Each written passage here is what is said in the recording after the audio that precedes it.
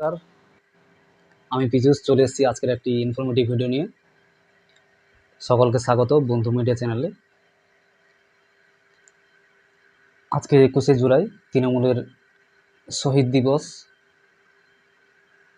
আমরা দেখতে পাচ্ছি যে 4 জায়গায় 4টে গোষ্ঠী ভাগ হয়ে গেছে শহীদ দিবস পালন করার জন্য। একদিকে ঋতব্রত তৃণমূল, কালীঘাট তৃণমূল, একদিকে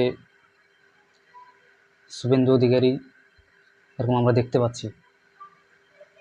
তো আজকের 21শে জুলাই শহীদ দিবস সম্পর্কে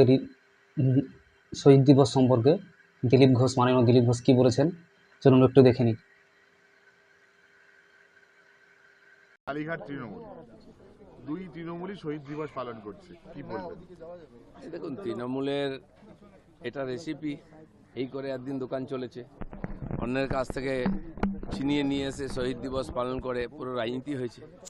শহীদরা না মর্যাদা পেয়েছে, না শহীদের পরিবার তার কোনো সুবিধা পেয়েছে। শহীদদের প্রতি যে ঘোষণা করা হয়েছিল ক্ষতিপূরণ কোর্টের থেকে, সেটাও লুট হয়ে গেছে।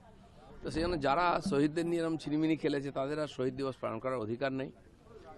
শহীদদের প্রতি সম্মান সবাই দেখাতে পারে, তাই আমাদের বিধানসভা চলাকালীন মাননীয় মুখ্যমন্ত্রীর আর অনুরোধে স্পিকার 2 ঘন্টা ছুটি দিয়েছেন, 12টা থেকে 2টো, যে যারা যারা শহীদ তর্পণ করতে চান, সম্মান জানান, তারা শহীদদের সম্মান জানাবেন। সেই জন্য আমরা ছুটিও দিয়েছি। তো সেই জন্য এই যে শহীদ দিবসের যে একটা দাদাগিরি, সারা কলকাতা জাম করে দিয়ে ডিম ভাত খাওয়ার উৎসব ছিল, সেটা আবার বন্ধ হওয়া উচিত।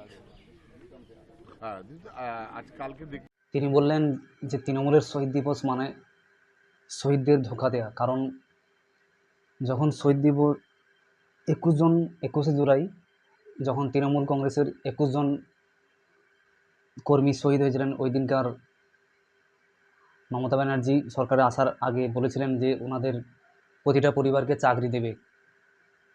চাকরি তো দেয়নি, বরং এমনকি দেখা গেছে তারপর 15 বছর তৃণমূল সরকার যে ক্ষমতায় ছিল, শহীদ দিবস পালন করে কিন্তু শহীদদের পরিবারকে কাউকে ডাকতো না। এই হচ্ছে তৃণমূল কংগ্রেসের শহীদ দিবস। দিলীপ ঘোষ আরও বললেন যে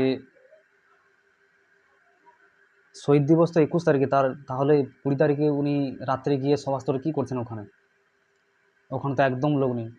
দিলীপ ঘোষ বলছেন যে মমতা ব্যানার্জি ডাকলে এখন উনি 15 বছরে সরকারের যা অবস্থা করেছেন, এখন 5000 লোকই একজনও ওখানে শহীদ দিবসে আসবেন না। যাই হোক, আজকের তৃণমূল কংগ্রেস সব জায়গায় দেখছি ঘটা করে শহীদ দিবস পালন করছে, তেমন একটা লোক যদিও দেখতে পাচ্ছি না। তবুও এটা নিয়ে রাজনৈতিক মহলে প্রচুর জল্পনা চলছে, আলোচনাও চলছে, সমালোচনা, রাজনীতি মানে তো সমালোচনা হবে। যাই হোক, আমার ভিডিওগুলো কেমন লাগছে অবশ্যই কমেন্ট করে জানাবে। যদি আমার ভিডিওগুলি ভালো লাগে তাহলে আমার চ্যানেলটিকে সাবস্ক্রাইব করে পাশে থাকবেন। টাটা।